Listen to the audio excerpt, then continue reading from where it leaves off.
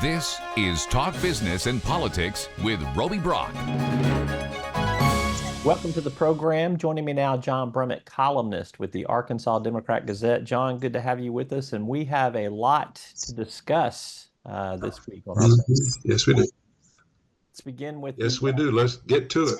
Let's begin with the tragic events that happened in Pennsylvania on Saturday, an apparent assassination attempt on former President Trump at one of his rallies. Not only was the shooter killed, but obviously there was a victim in the crowd, and the former president did sustain some injuries of some sort. Tell me a little bit about we have not had a political assassination attempt like at this level, I should say, since about 1981. Of course, you probably remember some of the violence of the 1960s as well. So what do you think that says about the state of American politics, that we've kind of broken this threshold again? Well, I think we all agree that even before yesterday's horrible incident, American politics is sick, perhaps in crisis, much as it was in my late teen years in the late 60s. Incredibly volatile time. And I'm sure I was just a teenage kid at the time. I'm sure there were old fogies at that time talking about the country couldn't possibly get out of it. It had never been that bad, and woe unto America.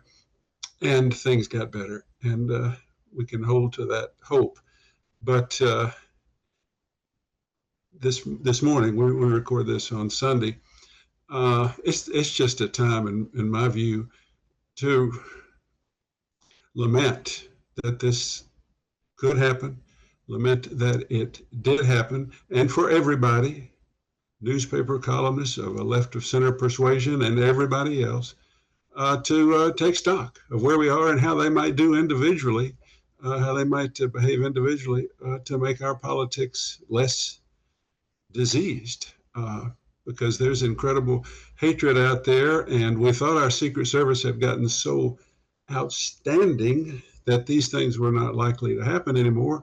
But evil can find a way, and the weaponry is as sophisticated as our Secret Service. So I'm struck by Steve Schmidt, an anti-Trump former Republican consultant, who made the observation on social media that image of President Trump with the blood and the fist would help him politically.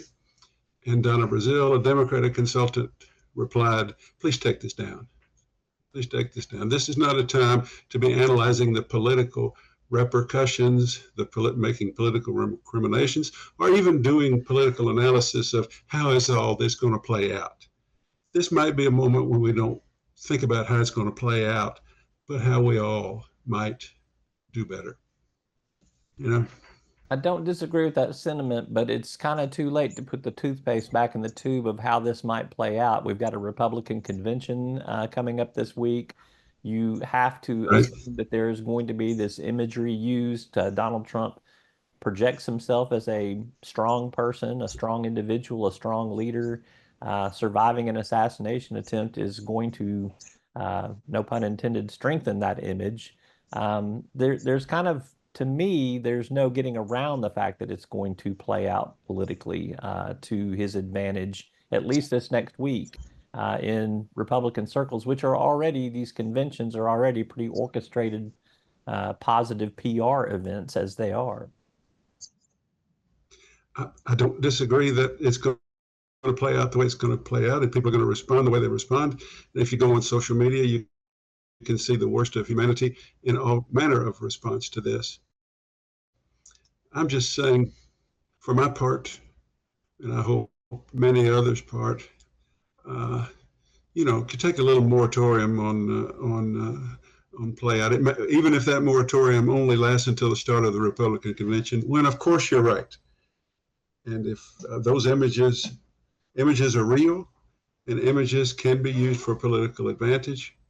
But that's not the main story here. The main story here is that an American event of mass political assembly for political expression resulted in tragedy and an open-air assassination attempt that could have been much worse.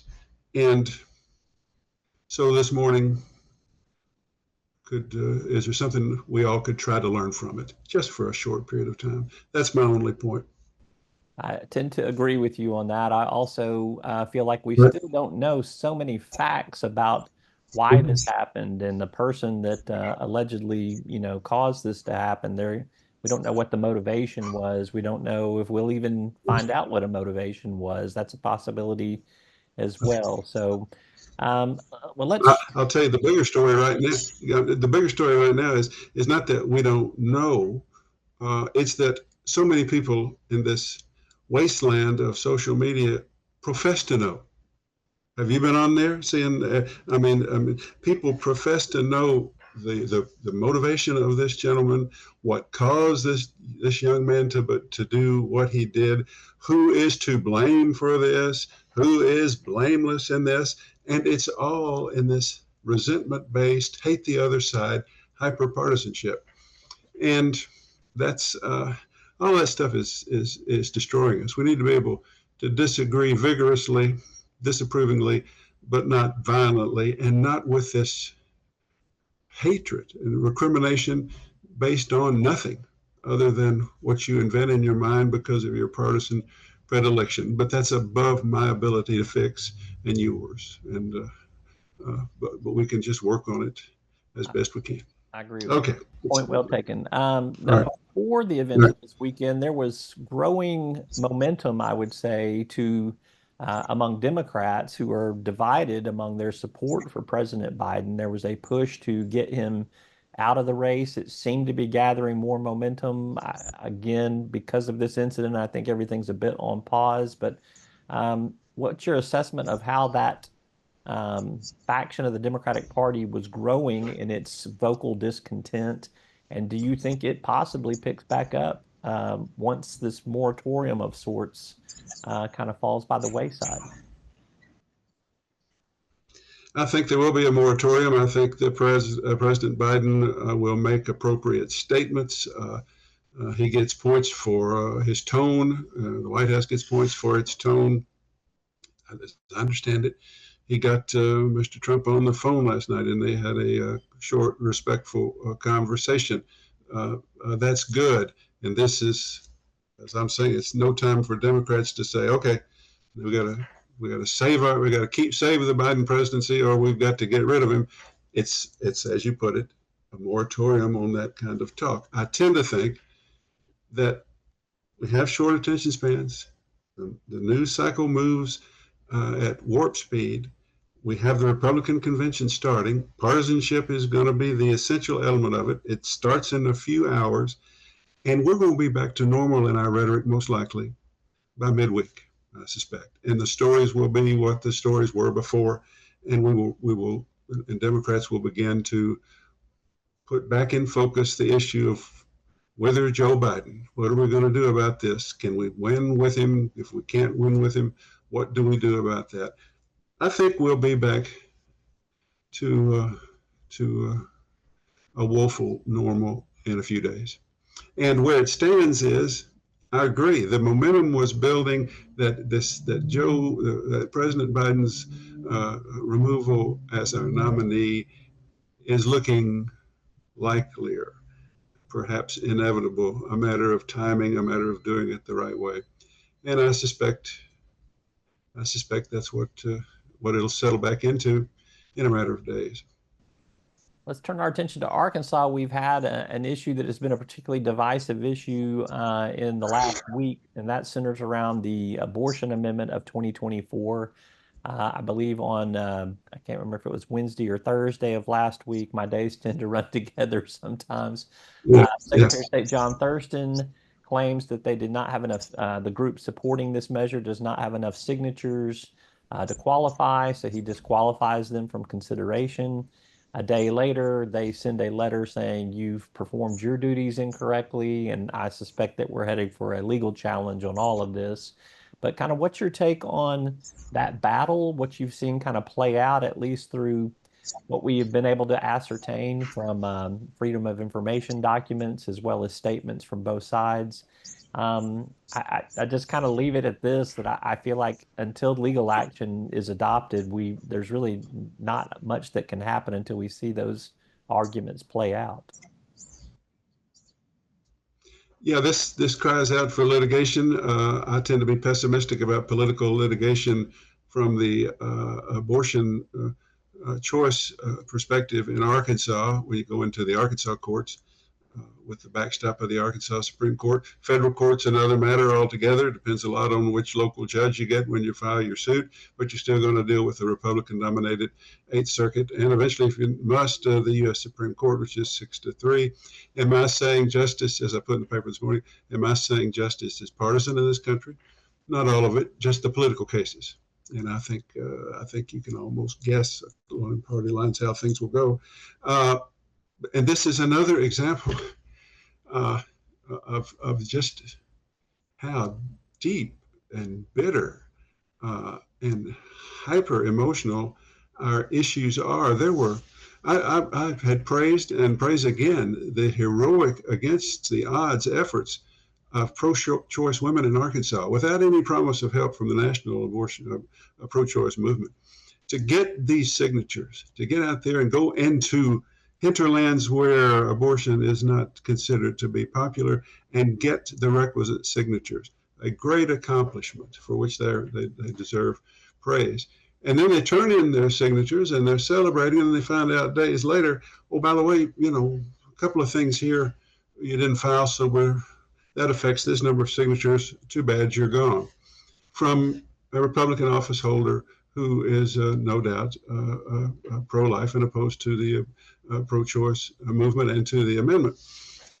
And it just heightens the fact that nobody's getting a square deal anymore. Everybody's getting screwed by the other party and the other side. And I hated to see it this way, and I don't know this, but the pro-choice women think they were sucker punched. That if there had been a couple of seemingly routine documents that were missing from their filing, an administrative agency receiving those documents might have inquired at that time, where is this affidavit about your canvassers? Where's your list of paid canvassers? Then when they weren't asked for that, but they had submitted it under those things, at least one of those things, previously under different terms, then why bring it up? Why let it lie there for a few days and then throw us off? So all of that has nothing to be done about that, absent the litigation that seems inevitable. But it just seems to me that there was a time when not everything was toxic like this, but this has turned out to be utterly toxic. Well, and this is a topic too that has extremely high emotions on both sides of it as well. This is not this isn't medical marijuana. This isn't a casino. This is arguably a much more volatile and divisive issue in America right now, not to mention the state of Arkansas. I think I think that the volatility of it and the emotion of it and the basic difference in morality views of it is at the heart, is part of the foundation of this whole political dysfunction and incredible alienation that we have. And so we've seen all of that coalesce just here in the last few days on a state and national basis. Well, lastly, let's end our conversation. It is a sad note that we had the passing of a political legend in Arkansas, former Pulaski County Sheriff and Congressman Tommy Robinson, but at the same time, as a journalist, as a person, as a lover of politics, there was not a larger character on the scene in the 1980s. And I suspect you have a pretty decent Tommy Robinson story somewhere in your arsenal there. Tell me a little bit about, for people who did not know him in his prime, a little bit about his life and legacy and what you will remember about him. Tommy Robinson was a young, not bad-looking Jacksonville police chief who managed to get himself in the news a lot and got on the radar of a young governor, Bill Clinton, a young liberal governor, Bill Clinton, who, needing a director of Department of Public Safety, picked Tommy Robinson and thought he was a progressive new kind of policeman who made had an excellent image and presentation. Robinson, as we know, turned out to be a big talker, a man who loved to hurl insults, and a man who liked grandstand actions, which many people in Arkansas enjoy, and which a lot of can be a successful part, sort of like an early rural version of Trump.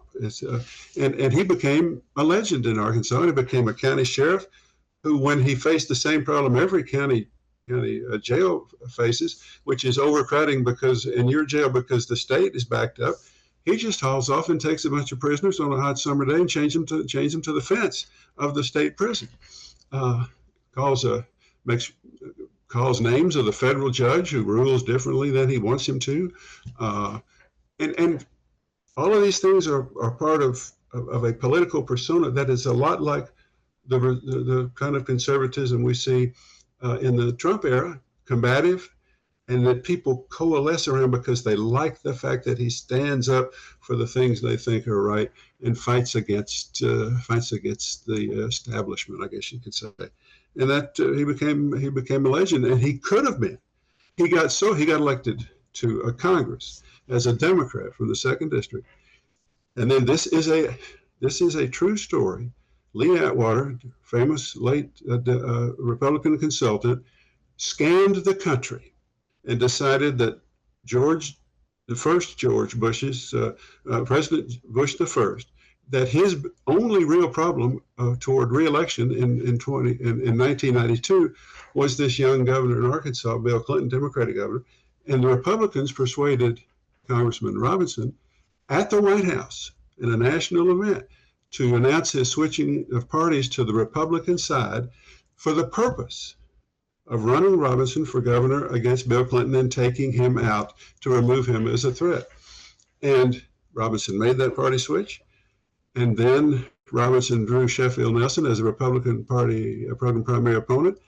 And then some people, and I was in on it, with columns, started saying, hey, it's going to be a lightly attended Republican primary. If you fear the governorship of Tommy Robinson, go over and vote, cross over and vote in the Republican primary for Sheffield Nelson and take him out early when you have the best opportunity to spare the state this general election matchup and where he might succeed in defeating Clinton. And there was an incredible crossover vote, at least in Pulaski County, that might have influenced that election. So all of that was just part. People say that changed I'm writing about this right now, changed the trajectory of Arkansas and the national history.